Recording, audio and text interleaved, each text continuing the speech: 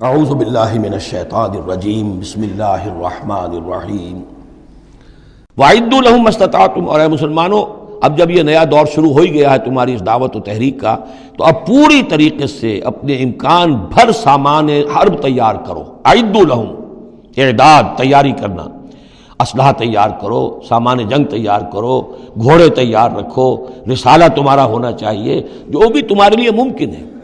یہ توکل کا مطلب یہ نہیں ہے کہ تم ہاتھ پر ہاتھ دھر کر بیٹھ رہو اللہ تمہاری مدد کرے گا۔ اعدوا لہم ما استطعتم، اپنی استطاعت جو ہے اس کی حد تک تو پوری تیاری کرو، من قوت، طاقت سے بھی، ومن رباط الخیل، اور پلے ہوئے گھوڑوں کے ذریعے سے بھی۔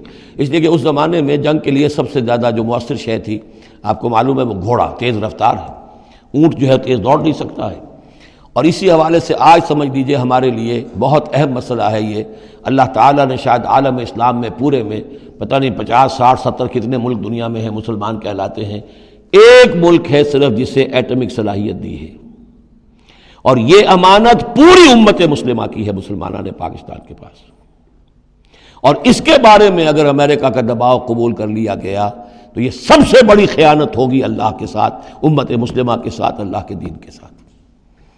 وہ اسرائیل لے کر بیٹھا ہوا ہے ایٹم بم کے، اس کے پاس انبار لگے ہوئے، لیکن یہ ہے کہ ساری پالیسی جو چل رہی ہے وہ یہ کسی طریقے سے پاکستان کا، ایک عراق کے بارے میں اندیشہ ہوا تھا کہ اسے ایٹمی دانت نکل سکتے ہیں، اس ایک مرتبہ اس کا وہ ایٹمک پلانٹ جو ہے اس کا بھرکس نکال دیا تھا، دوسری مرتبہ یہ کہ اس کا پورا بھرکس ہی نکل گیا، اگلا پچھلا کھایا پیا سب اگلوا دیا۔ اب پاکستان پر سارا دباؤ، ساری ڈپلومیسی جو بھی چل رہی ہے اس وقت، کان کھولنے کی اور آنکھیں کھول کر دن گزارنے کی ضرورت ہے۔ ہمیں حکم یہ کہ جو بھی اللہ نے تمہیں دیا ہے، تمہارا امکان، جو بھی تمہارے پاس امکانی طاقت ہے، اسے سنبھال کر رکھو، ڈیٹرنٹ۔ اعدوا لہم ما استطعتم من قوت ومن رباط الخیل ترہبون بہ عدو اللہ، تاکہ تم اللہ کے دشمنوں کو اس سے ڈرا سکو، یہی ہے ڈیٹرنٹ، معلوم ہو کہ ان کے پاس وہ طاقت ہے۔ وعدوکم، اور اپنے دشمنوں کو بھی ڈرا سکو، وآخرین من دونہم، ایک تو ہے اللہ کے دشمن اور تمہارے دشمن ایک اور بھی ہیں جو ان کے سوا ہیں، ان کے پرے ہیں، انہیں تم نہیں جانتے، لا تعلمونہم اللہ یعلمہم، اللہ انہیں جانتا ہے، یعنی وہ مارے آستین منافقین ہیں، یہ تمہاری اپنی آستینوں کے اندر بیٹھے ہوئے ہیں، تمہیں پتہ بھی نہیں ہے کہ وہ لوگ بھی در حقیقت ففتھ کالمسٹ عنصر ہے کہ جو در حقیقت تمہاری تباہی چاہتا ہے، بربادی چاہتا ہے۔ وما تنفقوا من شیء، اب ظاہر بات ہے کہ اگر ساز و سامان فراہم کرنا ہے، اسلحہ فراہم کرنا ہے، اور ساز و سامان کے لیے جو ہے گھوڑے تیار کرنے ہیں، تو انفاق کرنا پڑے گا۔ انفقوا مما رزقناکم وما تنفقوا من شیء فی سبیل اللہ یوفی الیکم، اور دیکھو جو کچھ بھی تم خرچ کرو گے اللہ کی راہ میں، وہ پورا پورا تمہیں مل جائے گا، پورا پورا دیا جائے گا۔ وانتم لا تظلمون، اور تم پر کوئی زیادتی نہیں ہوگی، تمہاری کوئی حق تلفی نہیں ہوگی۔ تم دو تو صحیح، اب وہ پورے 2 رکوع ذہن میں لے آئیے جو سورہ بقرہ میں ہم نے پڑھے تھے، کہ اگر کوئی شخص اللہ کی راہ میں مال خرچ کرتا ہے، فی سبیل اللہ خرچ کرتا ہے، تو جیسے ایک دانہ جو ہے وہ زمین کے اندر ڈال دیتے ہو، اس سے جو ایک پودا نکلتا ہے، اس میں سٹے ہوتے ہیں، 7 سٹے ہیں، اور ہر سٹے کے اندر 100 دانے ہیں، تو وہ ایک دانہ 700 دانے پیدا کر رہا ہے، اور اللہ تعالیٰ جس کو چاہے گا 700 گنا سے بھی زیادہ اجر و ثواب دے گا۔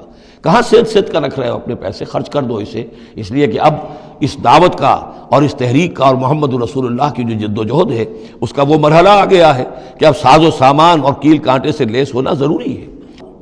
وَإِن جَنَحُوا لِلسَّلْمِ فَانْجَحْ لَهَا، اور اے نبی اگر وہ اپنے بازو، اپنے کندھے نیچے گرا دے امن کے لیے، صلح کے لیے، اگر قریش آمادہ ہو جاتے ہیں تو آپ بھی جھک جائیے، کوئی بات نہیں، صلح کر لیجیے۔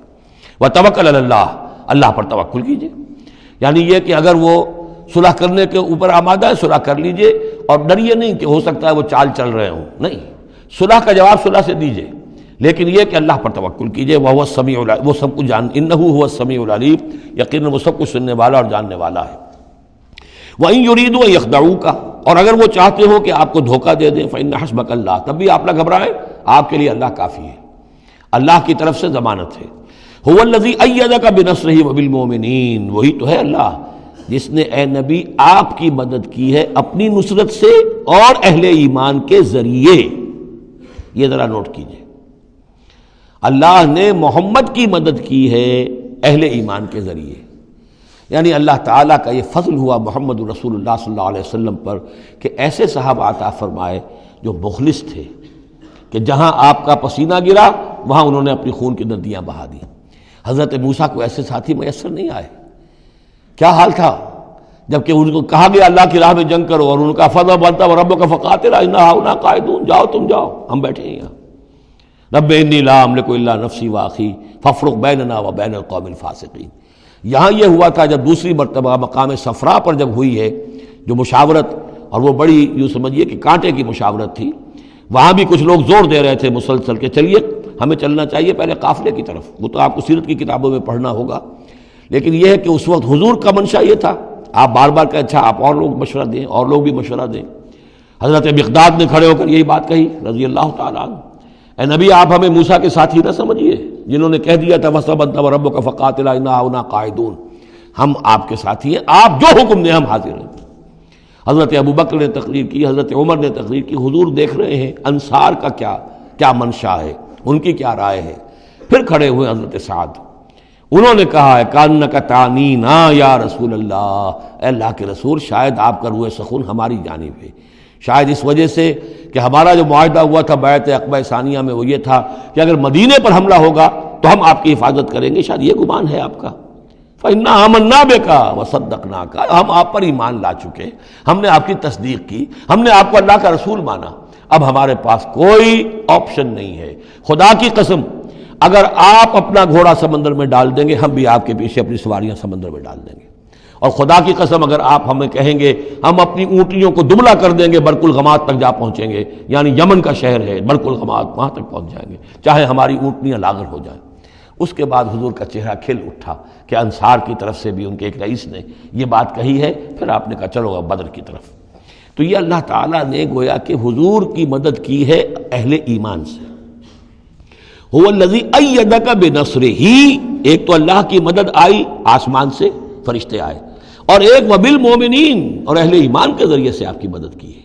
من انصاری الی اللہ، کون ہے میرا مددگار اللہ کی راہ میں. وَأَلَّفَ بَيْنَ قُلُوبِهِمْ، اور ان اہل ایمان کے دلوں میں اللہ نے محبت پیدا کر دی.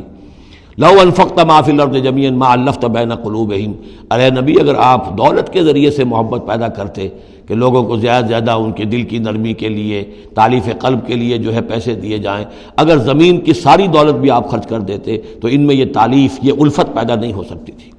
وَلَٰكِنَّ اللَّهَ أَلَّفَ بَيْنَهُمْ، یہ تو اللہ تعالیٰ ہی نے ان کے مابین یہ الفت پیدا کر دی ہے. یہ ہم سورہ آل عمران میں بھی پڑھ چکے ہیں کہ تمہارا معاملہ جو ہے اذ کنتم اعداء فالف بین قلوبکم فاصبحتم بنعمتہ اخوانا، آیت نمبر 103 ہے سورہ آل عمران کی. وکنتم علی شفا حفرۃ من النار فانقذکم منہا کذالک یبین اللہ لکم آیاتہ لعلکم تہتدون، تم تو تباہی کے آگ کے گڑھے کے کنارے تک پہنچ چکے تھے. ولکن اللہ الف بینہم انہ عزیز حکیم، یقیناً وہ زبردست ہے حکمت والا. یا ایھا النبی حسبک اللہ ومن اتبعک من المؤمنین، اے نبی آپ کے لیے اللہ کافی ہے اور وہ کہ جو پیروی کر رہے ہیں آپ کی اہل ایمان میں سے. ایک ترجمہ تو اس کا یہ ہوگا، یعنی جو اگر اوپر والی آیت کے ساتھ اس کو جوڑے، ایک یہ بھی ہو سکتا ہے اے نبی اللہ کافی ہے آپ کے لیے بھی، اور جو آپ کی پیروی کرنے والے ہیں مسلمان ان کے لیے بھی. ان کے لیے بھی اللہ کفایت کرتا ہے، ان کی مدد کے لیے، ان کو سہارا دینے کے لیے. تو یہ ایسی کنسٹرکشن ہے جملے کی کہ دونوں معنی لیے جا سکتے ہیں. صدق اللہ العظیم.